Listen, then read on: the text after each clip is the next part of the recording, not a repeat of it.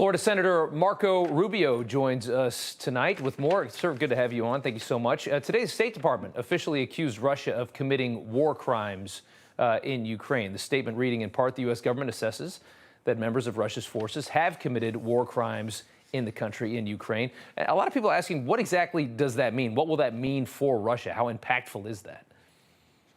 Well, first of all, I don't know what took them so long. I think there's already multiple other countries that have said it. Members of Congress have said it. I think it's unfortunately been typical of the Biden administration response to this, as they've been lagging. They've been reacting to pressure and statements from other countries, or even members of Congress, even members of the Democratic Party in Congress.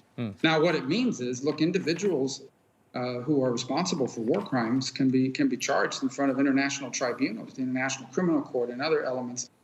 For violation of these treaties, by the way, that their countries are signatories to. There are rules of war, and targeting civilians in a war is a de facto. It is one of the definitions of a war crime. And so whoever gave that order, whoever carried out that order, is going to be responsible for that and can very well face justice for the rest of their lives.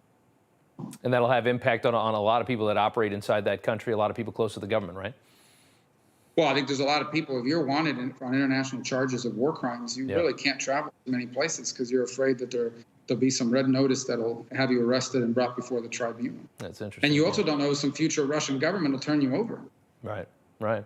You know, Biden's European trip is in part an attempt to help to peel away Europe's reliance on Russian energy, which I think is something that's frustrated a lot of us over the last month. But we all know that this is the same administration that cannot seem to promote an increase in production here in the United States. They don't want to do that, no matter what they say or how they talk about it. They simply don't want to promote the increase in production that we would need. And the Saudis as well are not answering the phone calls of this administration. So how exactly are they going to formulate a way to increase energy production into Europe, pull them away from Russia? What can they do? Well, it's exactly right. I mean, so on the one hand, Europe is in this bind because they bought into the Green New concepts, of the world, these global Green New deals. And so they said, we're not going to do any more nuclear, we're not going to do any more coal, we're going to rely on renewables, and we're going to buy natural gas from Russia. Well, it led them very dependent on Russia. And now that they want to break away from it, they find themselves in a tough spot. I think there's growing acknowledgement of how vulnerable they left themselves because they outran the technology. They simply you can't do a 21st century economy on renewables. The technology is not there.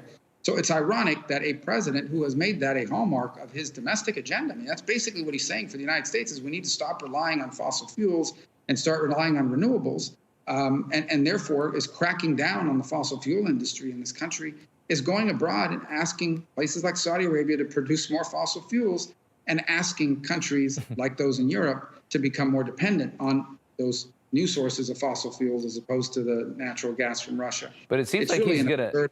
It seems like he's going to need to get it from somewhere other than Saudi Arabia. It seems like the Saudis aren't really on board with this. Are there other resources they can tap? Because I don't know that he has any options. Well, the U.S. has some export capacity. Actually, Ukraine has untapped capacity. Unfortunately, it's in the middle of a war. Yeah. I mean, it won't be easy.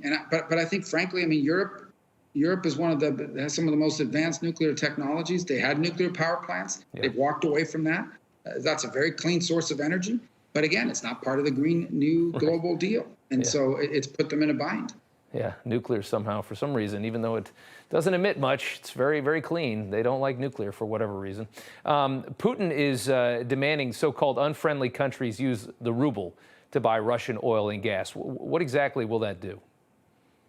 Well, I think what's happening is that these sanctions are in place, and so they can't transact in any other currency. And so what he's basically saying is, I'm not going to refuse to sell you oil, but you can only buy it if you pay me in my currency. And so countries are going to say, well, we don't want to pay you in your currency because your currency is worthless. Plus, you'd have to buy their currency. You'd have to, in order to get rubles, you have to exchange it for some currency, a euro or a dollar.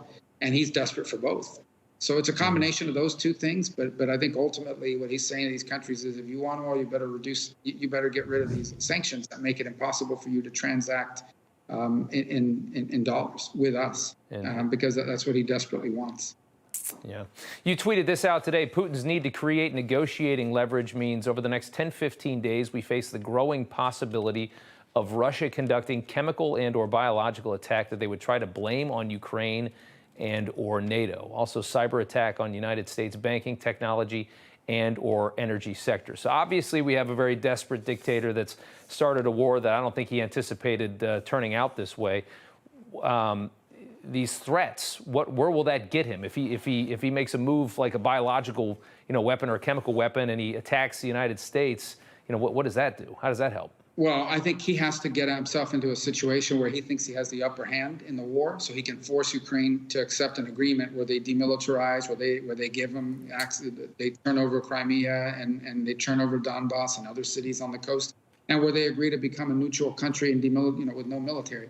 That he needs leverage to do that, and he's not going to be able to establish that leverage doing what he's doing now. Right. He's going to have to escalate, and he's run out of escalation options. At this point, his next escalation options are cyber attacks against the West and some sort of horrific chemical and/or biological attack that he'll try to pose as something that the West did or that Ukraine has done, but something to make people really scared and say, gosh, we really need to put pressure on Ukraine to accept the deal now. This is getting out of hand.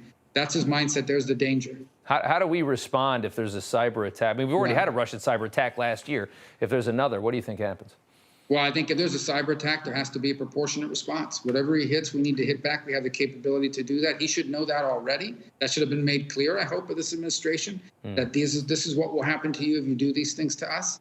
That should be abundantly clear. As far as chemical and biological, I think it obviously depends.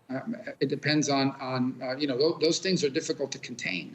Right. You may, especially, depending on what it is that they do, these things could easily cross borders and impact NATO troops. Then we're in a whole different world. Let's just hope that doesn't happen, because it creates a lot of uncertainties about what the response would be. Certainly would. Want to close on Ketanji Brown Jackson. Obviously, we've been watching this the last couple of days. Everybody's been seeing it on TV all day. There will be a full Senate vote at some point. Seems pretty clear. Your thoughts on this nominee? Well, I haven't watched the entirety of it. I've watched pieces of it. I can say this. She's been treated with a lot more respect and dignity than what was given Brett Kavanaugh and Amy Coney Barrett. They turned those hearings into an absolute circus. No one's out there to try to smear her or defame her. She's being asked tough questions, as she should be. She's a 51-year-old that's going to be on the court for 3 decades. My kids will be my age by the time that she comes off the court in the future. She's going to have an important, pivotal role to play in the years to come. This is an important position. She should get asked tough questions about her record, about her stance on issues and the like. And I think it's being done in a very respectful way, unlike what you see the media people going nuts because she's being asked tough questions. They think this should just be an easy process. These are the same media people that take pride in vetting presidential candidates and asking ridiculous questions of them. But when it comes to a nominee for the Supreme Court on the left, they think you really shouldn't ask any tough questions of them. I frankly, I'm happy to see that we're back to a normal status in the end of how these hearings are held. But in the end, for me, a decision is going to be based on whether or not she is someone that understands that her job is to interpret the Constitution, not to make public policy, and to interpret it according to its original meaning. And I have doubts whether she'll be able to fulfill that requirement of mine. Well, yeah, there's certainly a lot of questions about her ideologies. We've seen a lot of that the last couple of days. Senator Marco Rubio, we appreciate the time, sir. Thank you. Thanks for having me on.